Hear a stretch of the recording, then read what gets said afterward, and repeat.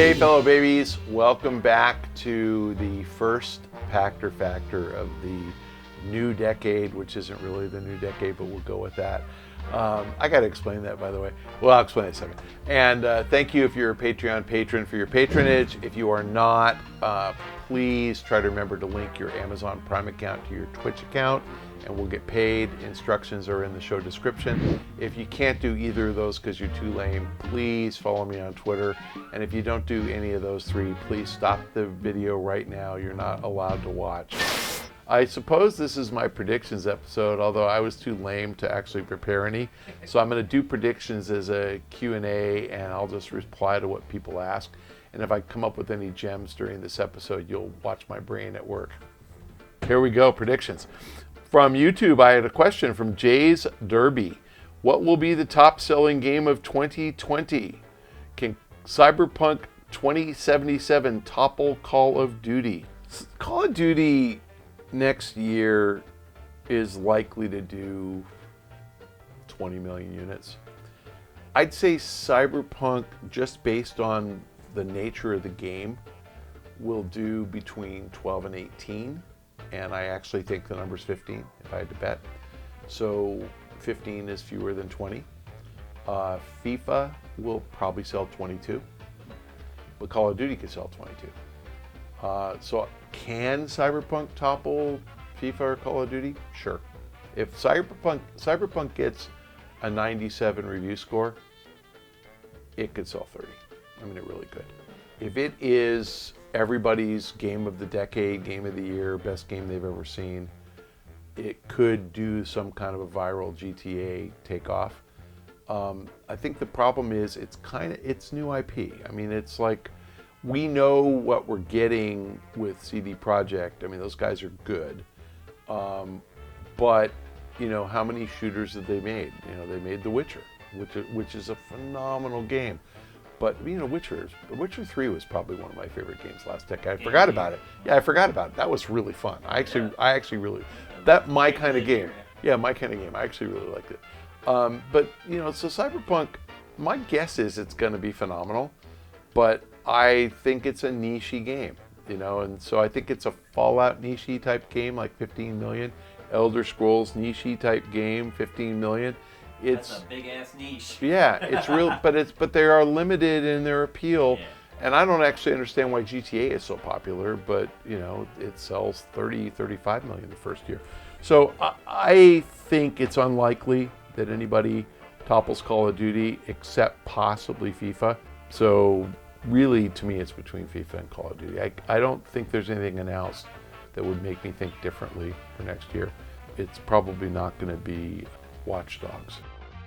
Ghost of Tsushima is a 5-7 million unit seller. It'll do great. Boy, that game looks beautiful too. And I'm not a big, you know, sword fighting guy, but it looks really good. PS5, PS4 exclusives aren't gonna outsell multi-platform. Okay, our next question from Twitter from @JerryWorld. What will happen with Switch next fall when the new Xbox and PlayStation launch? If Nintendo does what I expect, they'll drop the price. And it really just depends on how much they can afford to cut price. I'd say the Switch console comes down to at least $249 and possibly $229. And the Switch handheld is somewhere between $50 and $75 cheaper. So if the Switch console comes down to $249, the Switch handheld Lite probably drops to $179. If the Switch console comes down to $229, you might see the Switch Lite drop to $150. And I honestly think they thrive at those price points. So good thing is for consumers, if you don't have one, you're going to be able to get one cheaper than you can get one now. And they're great devices. I mean, honestly, what's the difference between $199 and $179? If you get to play it now versus a year from now, it's worth the extra $30 or $20. But honestly, I think prices come down. And I think Nintendo is really, really consumer friendly and smart about pricing. And so I think that they'll keep up and make sure that they keep demand constant. The way that consoles are priced The goal is to keep sales steady because that maximizes profit because you want to keep your manufacturing at a steady level and not, it's expensive to tweak your manufacturing facilities and go down and up and down and up. You really want to sell 20 million a year every year, and you should adjust pricing to keep it there. What you're seeing in the last 5 years is more bundles. So rather than cut price, they just give you free software. And so, Switch with Mario Kart 8 is kind of the new thing, and they do that, and they can bundle with, Breath of the Wild. They can bundle with Link's Awakening. They can bundle the PlayStation 4 with Last of Us. I mean, they can just keep doing it and not cut price, keep the price the same, and give you the software for free. Because if it's their software, that costs them nothing. It costs them pennies. So I think as long as you get the value, what's the difference to you? But that's what I think will happen. Our next question from Patreon from Volker Bach. Hi, Pack. Prediction time. There you go. That's why it's a prediction episode. Will Sony and Microsoft allow their next consoles to be fully backwards compatible with this generation? They easily could, since all are based on the same x86 architecture, but will they artificially restrict that to sell more remasters? What's the financial incentive for backward compatibility? Realistically, they will for their own software. I think pretty much for sure they will. And they probably won't or can't for third-party publisher software. So the third-party publishers very likely have an agreement with them that they won't allow 2-year-old Call of Duty to be backward compatible. But Halo 1, 2, 3, 4, 5, 6, 8, 10, 12 can be backward compatible. And I think that's actually a smart selling point, that your entire Microsoft and Sony libraries can be playable. What I think will be really interesting, and I haven't heard anything about this since it launched, but Call of Duty is cross-platform compatible. So I assume that means if I'm on Xbox Live and Shane's on PlayStation Network, we can play on the same squad. And I don't know what that does going forward. It's like, now do I even need, what do I need? It's like, what happens when I get a new console? Am I playing cross-platform with my PS5 with a guy on an Xbox One? I don't know the answer to that. I think that's where the cross-platform integrates with backward compatibility. And there are going to be games made for both. You're not going to have FIFA only on Xbox Series X. It'll definitely be on both. Can you have backward compatibility where you can play with other players who are on different consoles? That'll be the bigger hook, I think. Fortnite for sure will work on all of it, but that's what I think is really interesting. Financial incentive for backward compatibility. There's all these studies that say people don't give a shit, they're ready to move on. Most of us don't play our old games again and again and again, and if we are playing old games, we don't buy a new console. So we buy the new console because we want to play the new software. I think the lines between console generations are blurring each successive generation. You're not getting that much of an increase in output. I get that the specs are impressive, but we're not really using all those specs yet, and the software is just not that much better. And I think PS4 to PS5 is a 50% increase in graphical fidelity. PS3 to PS4 is like a 400% increase. PS2 to PS3 is like a 2,000% increase. So it's like you get less and less and less of a return. It matters to the super hardcore guy who's got Boys with Toys, who has a lot of money.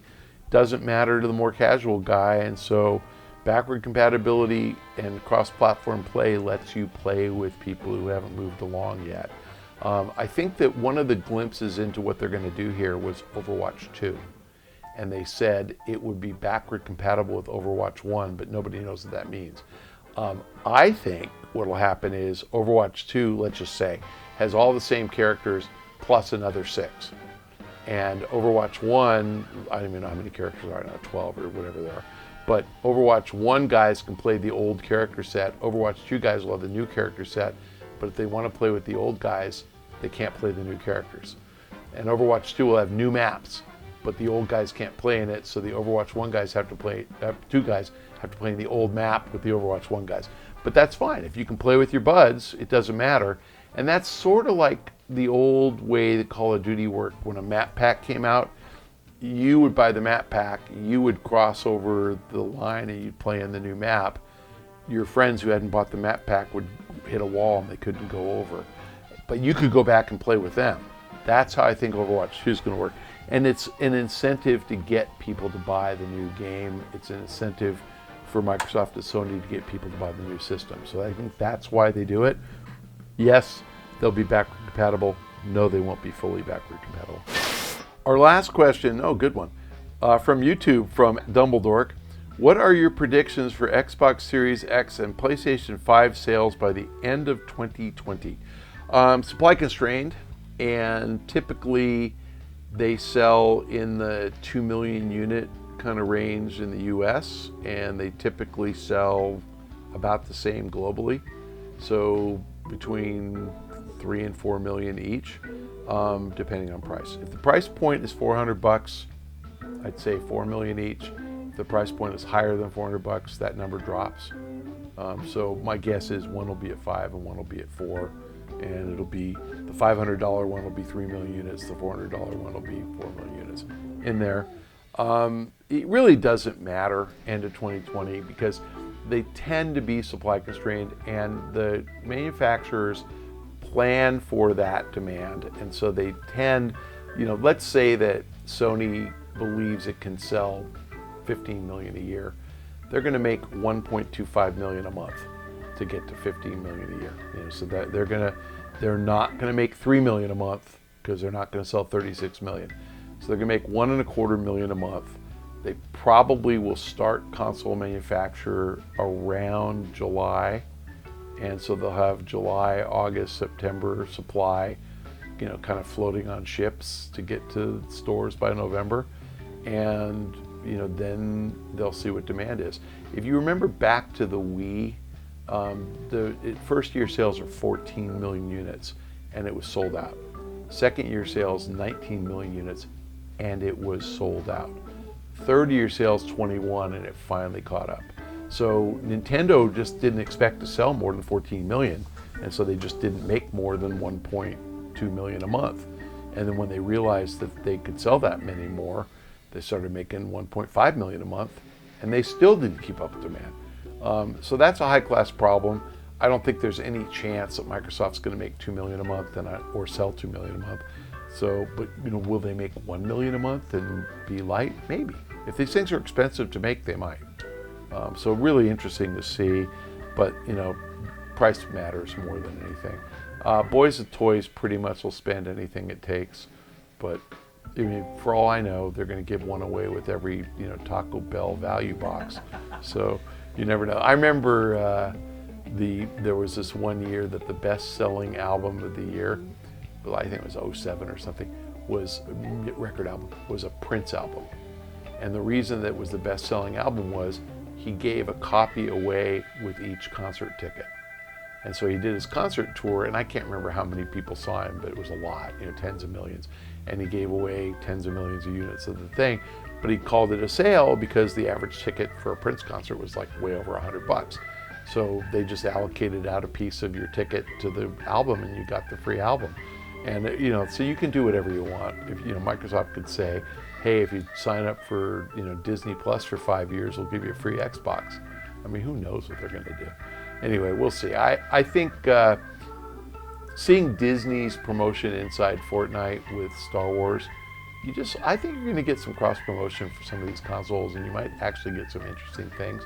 And remember, the consoles can be streaming devices for the movie services and TV services. So I think there's actually a lot to be done there, and I'm really curious to see how the console players, end up participating in that. I think in fairness, Sony's got a bigger installed base of gamers. People are loyal to the console that they play on, and they think it's better. Obviously, if you spent several $100s buying a PlayStation, then you must think PlayStation's better. And so I just think the larger installed base favors Sony, period. The only way Microsoft can win back the crown is to have more exclusive software that you got to play, and right now they don't. Now they bought all these studios. I personally like Hellblade, but Hellblade 2 is not a 50 million unit console seller. You know, it's a million unit console seller. It's cool. But I don't know that they have enough strength of their first party lineup to really get you. Halo's great, Gears is great, and they're doing a lot of cool things with Gears. We're talking about Gears Tactics, and that's going to be great. But Sony right now has a better first party lineup. They just do. And Microsoft, with all the studio purchases, is clearly trying to up the profile and do it. And I frankly think it's great for gamers that you got multiple choices. But Sony wins, I think, just based on the installed base. If Sony screws up and charges $600 and Microsoft charges $400, I will change that in a heartbeat. But I doubt that Sony will screw up. I gotta say, I'm really impressed by Jim Ryan. I think the guy really gets it. And I don't want to say he's the first business person to really run Sony, but I think he's the first business person to run Sony. I just think he is a super smart guy, and I think that. And again, no diss to Phil. I love Phil Spencer, and I think he's a really good business guy. I just, like I said, I don't know that they can do anything if Sony decides to price appropriately. Microsoft can't do any more than price at the same price. Microsoft's not giving Xboxes away for $200. I will say the Microsoft subscription program could really change things, and Microsoft is adding enough services that maybe that bundle gets pretty compelling. You can get an Xbox Series X for $20 a month, they'll win. If it's $50 a month, then no. Bonus prediction. Like what? What is going to be the story with Google Stadia at the end of 2020? Oh, Google Stadia is terrible. They are not gonna. Google Stadia. Okay, so I'll give you the whole Stadia thing. It costs money to deliver streaming services, and the cost is not. People have cloud architecture already built, but the cost is that every single person playing needs their own GPU. That's what it comes down to. And GPUs, they don't, it's not like a $1,000 GPU, it's probably a $50 GPU. But the point is, each person playing a game in the cloud has to have one. So if you have 100,000 people playing at the same time, you need 100,000 GPUs. And that just means a layer of costs that is hard. And Google doesn't have a customer-facing relationship where they get paid by the consumer. They get paid by advertisers. I mean, you can argue, okay, YouTube Red, but not, or YouTube Music, but they don't have, not very many. And Amazon has 100 million Prime members. So they have an installed base of 100 million people paying them $100, 119 a year. So it's $10 billion a year coming in just for Prime. They can afford to get a Blade for every single person if they want to. Microsoft has 35 million people paying them $5 a month. Sony has 35 million people paying $5 a month. Those guys have something to lose if you switch over and go to Google Stadia. So they can offer it, and they've got a $2 billion head start on Google at least to compete. So I don't see how Google can get away charging $10. Just why would you pay that? Microsoft, Sony, and Amazon are going to charge you less than that, maybe zero. So I think Stadia abjectly fails because I think nobody wants to pay $10 a month for the privilege of being able to not buy a console. And like I said, for $10 a month more, you can get an Xbox One S and a Game Pass subscription and Xbox Live. Why would you pay $10 for Stadia when you can get all that other stuff for $20? It makes no sense at all. So I think Stadia is going to fail. But back to that question, what are my legal rights? They're not going to fail right away. They'll steadfastly refuse to die, and it'll take them 5 years to fail. So at the end of 20, they're not going to have very many subs. We'll see if they put a number out. I doubt it. By the way, they don't even tell you, anything about YouTube. Why are they going to tell you about Stadia? That's it for this week's Pachter Factor. Thanks for joining us on SIFTD.net as a Patreon patron. If you are not a patron, please try to remember to link your Amazon Prime account to your Twitch account. Instructions are in the show description. If you are neither of those, you must follow me on on Twitter. If you don't follow me on Twitter, then I don't even want you watching my show. You're not allowed to turn it off now. At Michael Pachter. Thanks very much. We will see you next week. Just kind of give you the thing. So the calendar started, back when Christ was born. That year, Anno Domini, the year of our Lord. So that year was not year 0. So he was born, I don't even know, was he born on Christmas Day? I can't remember. Is that his birthday? Yeah. I think so. But anyway, the first year of his birth was called year 1. Even though he was 0 years old, it was year 1. So the end of the first decade is the end of the year 10. So the end of 2020 is the end of the decade, not the end of 2019. Now, of course, you can say, no, I'm going to define decades as running from the end of year 9 to the end of year 9. Fine, then that's how you define them. But it's actually not right.